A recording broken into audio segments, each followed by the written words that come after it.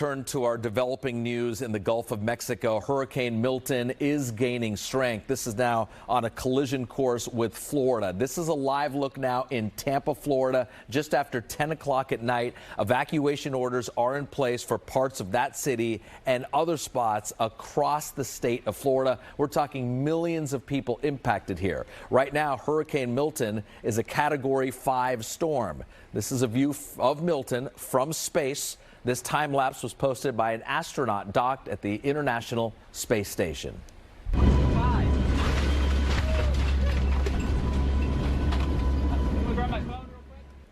Okay, another look at the storm's power. A team of researchers with the National Oceanic and Atmospheric Administration braved major turbulence to collect critical data about this hurricane. Amazing they do this stuff. At one point, the aircraft was jostled so violently that equipment went flying through the cabin. Back on the ground, preparations are underway. People boarding up their properties and simply heading out of town. They're being urged to get out of town. There's also extra fear that high winds and storm surges will hit areas already left devastated by Hurricane Helene. You always worry, but this one, there's something about this one that I'm feeling very uneasy about. This storm is disastrous. This storm will kill people. So definitely take it serious, evacuate the area. I have never been so... All right, let's bring in our chief meteorologist, Jeff Ranieri, and our consumer investigator, Chris Chmura. You both have family in Florida. First, we'll get to the professional stuff in a moment, but personally, evacuations for your friends and family. Jeff, we'll start with you.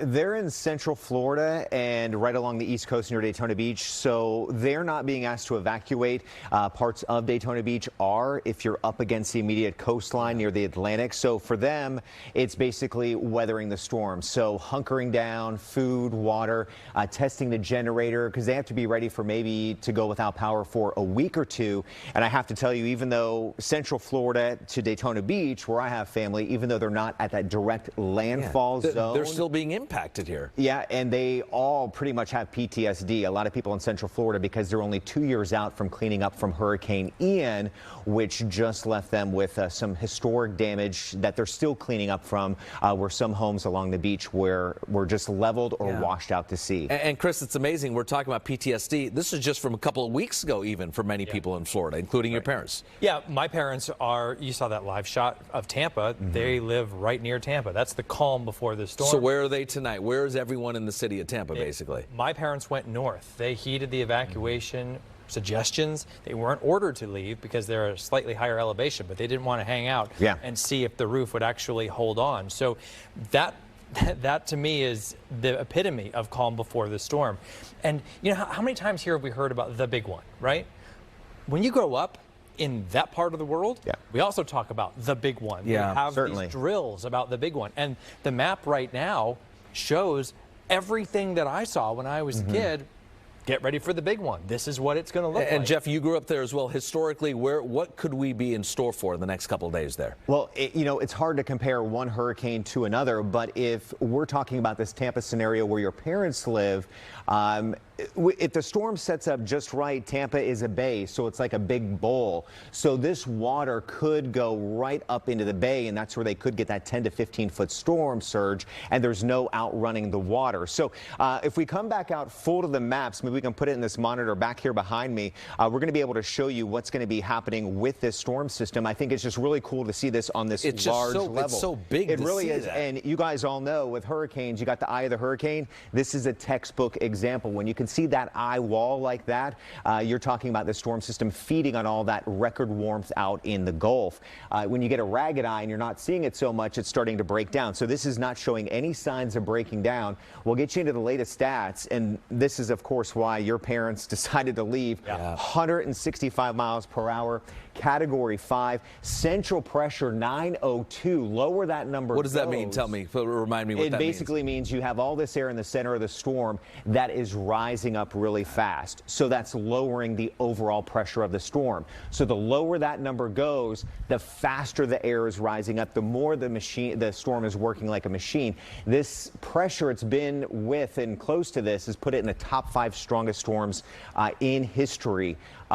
where it is right now. So that's what we were asking, that historically where this ranks, and that's impressive. Right, and so here's the path. It looks like it would drop down maybe to Category 3, but that doesn't mean the impacts are going to be any less. That's still very powerful, major, strong storm. Here it is, somewhere between Tampa and Fort Myers. The overall path today kind of went a little bit more to the south, but that's not to say that, you know, Tampa is not going to still get a big hit. 125-mile-per-hour winds Thursday morning. Yeah. Goes over Central Florida, where I have family, and many of you might as well, out towards Daytona Beach to Fort Pierce by Thursday night, 85-mile-per-hour winds. So it crosses the state in about a day, but that's going to be some massive impacts. We've got one more graphic on here, and you can see right there, look at this, 15-plus inches of rain. And we talk about a storm surge, and I think people in California may not fully understand that. That's basically 15 feet from up, from the water. It's like a wall of water. Hey, Chris, how do you guys? So go ahead. Yeah, what I want to say about this is the one thing about this is that in a strange twist of fate, the Tampa Bay area is prepared for the big one now better than they were 3 weeks ago, because Hurricane Helene was like a practice run. Yeah. It surprised hundreds of thousands of people in the Tampa Bay area who I think are now taking this way more seriously than they would have 3 weeks ago, because they only dealt with a small amount of storm surge with Helene because it was 100 miles offshore. Yeah. Now it has a target on the Tampa Bay area, and people are paying attention. That's why that live shot from Tampa looks so like a ghost town, because it is. People are leaving. And final question to you, Chris. When do people come back to the Tampa area? They've left. Do they come back Sunday, next week? I mean, this is a disruption in people's lives. Depends on how bad it is. It depends on whether they let you back in. The barrier islands, some of them, I believe they had just reopened from Helene, and now they're going to be closed again because so much water had surged in, so much sand, so much debris had washed in. It's amazing. And if it's not Tampa, and maybe it makes impact in Sarasota or a little bit south, some areas would be unrecognizable. You go back and you're not even sure where you're at because things are leveled so much. So these are major cities we're dealing with. Gentlemen, thank you both to you. Jeff, we'll see you shortly as well.